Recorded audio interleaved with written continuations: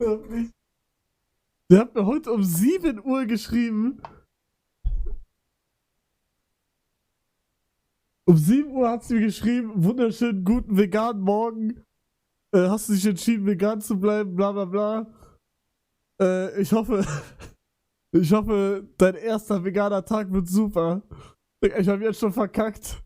Ich habe mir bei Rewe einen Salat genommen mit Fleisch und ich backe heute einen Kuchen mit Eiern. Und vielleicht reden wir heute nochmal mit ihr und sie will, dass ich heute dann über meinen veganen Tag rede. Digga, da muss ich ihr sagen, dass ich nicht vegan gelebt habe heute. Nein, aber ich hatte halt nichts zu essen und ich konnte halt auch nichts kochen. Und ich habe mir wieder den Tellerkeks reingepfiffen.